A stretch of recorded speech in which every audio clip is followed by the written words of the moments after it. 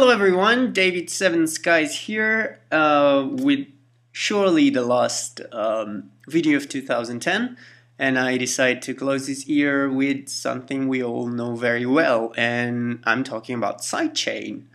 So why am I doing something about Sidechain? We probably all know what we need, how we have to do it, and everything. But I was reading on the Junibits forum a few people having problems with sidechaining logic and having weird clicks, which I never had, so I decided to go ahead and show you my method, the way that maybe can help you removing some artifacts in your tracks and stuff like that. So let's start with the little tutorial, and here we have the first logic screen, and first thing we're going to do is create a software instrument. There we go. Then we will need an audio channel just to play some random loops, and yeah, that's it for now. Let's just get some loops, strings.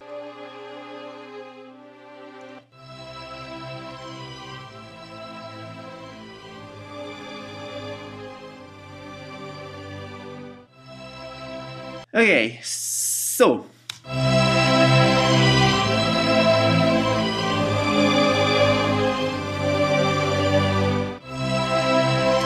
now we want to put a kick over this string line. Cool, so software instrument. Now I'm hating this pad already.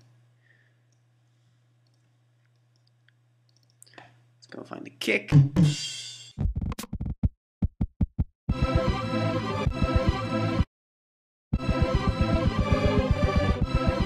Oh, this could be the next Seven Skies single. What do you think? Anyway, what you normally do is like using this kick as trigger on our compressor to sidechain this thing, this pad, which makes sense. Except a few things. One thing is the tail of the kick. If we have a very long kick, like with a long tail, the tail might affect the release of our compressor, which is not cool because it would mess up the flow of our groove. That's the first thing. The second thing is that if we are, like, let's say we have an arrangement where we have our kick and our pad going, and all of a sudden we want to stop this kick. But I'm sorry, this is my phone here that's buzzing. Yeah, at this point we want the kick to stop, the pad to keep going, but we want to have the sidechain on the pad even if the kick is stopped. So we can't use this, obviously, or we can, but we have to mute it and we have to have it in pre-fader and all that kind of stuff, which is pointless, and it screws a lot of time, as we just want to, you know, just be very fast with all our stuff. So what we're going to do is, you remember the first track I created? We go and get this plugin, which I have no idea how to pronounce, but I think it's Klopfgeist, and some German here can help me out and tell me what the hell it means. So we have this, and it's basically a logic click, and all it does is this sound. Fancy, hey? So we are going to copy our drum track, our kick track, and let's solo it for a second so you can hear how it sounds.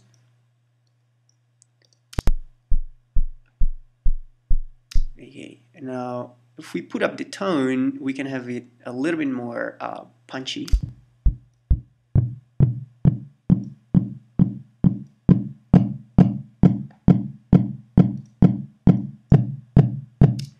There we go. And let's merge it. This thing has no decay or anything. It has no envelope, so that the sound it's very short. So it doesn't matter if your notes is long or small. It'll just play the same length. Okay, so now we have this thing, which is gonna be our trigger, and let's call it this way. So we're not that messy. And this is what our what will trigger our compressor. So let's go on, copy it. There you go. Go here in our audio track, in our pad, and open the compressor. So we all know that when we want to sidechain something in Logic, we have to set the key, it's called key, or the sidechain trigger over here. And as you can see, sadly, for some reason that I never understood, but I'm sure there is a good reason for that, if there isn't. You can't find the instruments here. Like we have two audio instruments, which is the Klopgeist and the EXS24, but as you can see here, they're not in the list. So this is because the sidechain trigger in Logic comes only for input, audio tracks, and bus tracks. So what we're going to do is very simple. We're just going to take this one to a bus. Bus 1. There we go. So what I did here, let me do it again. Here our trigger goes straight in the stereo output. This is the output, okay, and goes straight here, which is our stereo output. By sending it to a bus 1 or whatever bus we want, this is going to go from here to here. This is bus 1, and from here to here, stereo output. So we can still hear it. Cool. But we don't want to hear it because, as I told you, when we are in this part and we only have the pad, we just want to hear the pad. We don't want to hear this oval clicky sound. So over here in the bus, in the aux 1, which is bus 1, we go on the stereo output setting and we click no output. So the sound is still there, but it doesn't play because it doesn't go anywhere.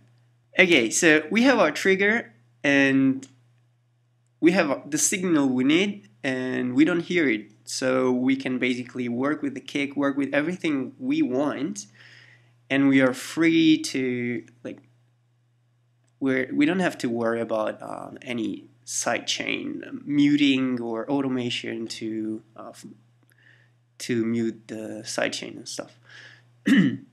And now what we're simply going to do is set up our compressor. So if we go here, now you see that there's bus 1, and you see that the trigger is actually working. Now let's try and play our nice string.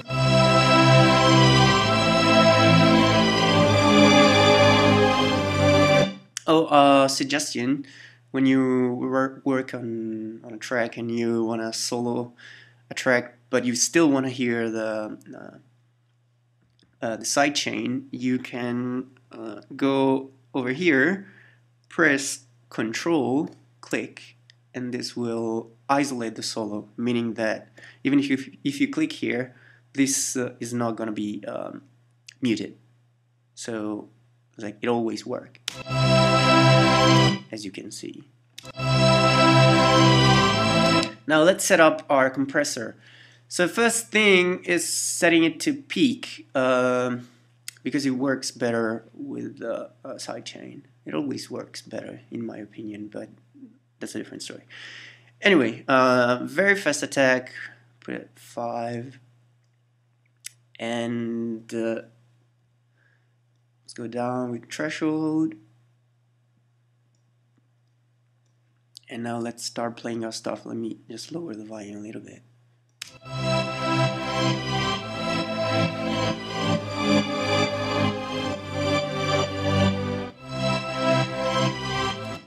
You can hear that there's a little bit of pumping already. We can just go down to 2.1. It's a little bit out of time. There's something else.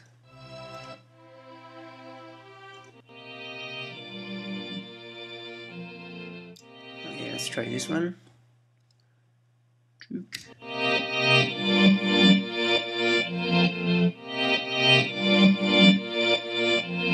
Okay, this works better. Okay, so now we have our pad and we have our trigger, we have our sidechain going. There is something we have to take care, and it's something really important when it comes to sidechain compression, and it's the release. It's very important that the release goes in sync with our track. I mean, usually the loudest part in the sidechain has to be in the offbeat part, which means it should be in the middle of the kick, so about here, like where we would usually put a hi-hat.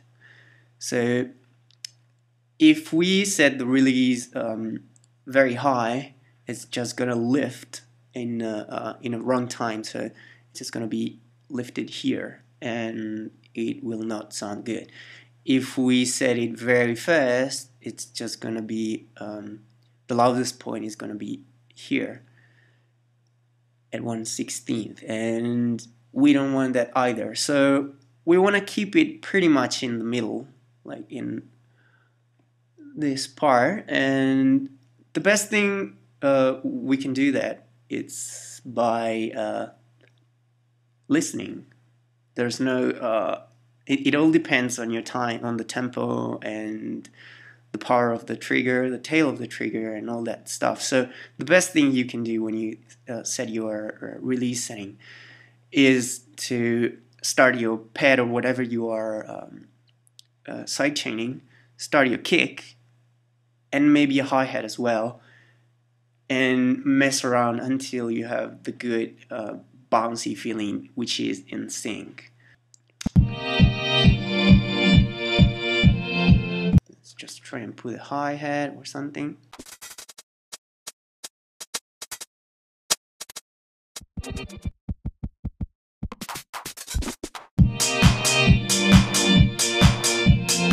Okay, this works quite good, and now let's just go on what I wanted to show you with the kick stopping. Let's just keep the little silly groove,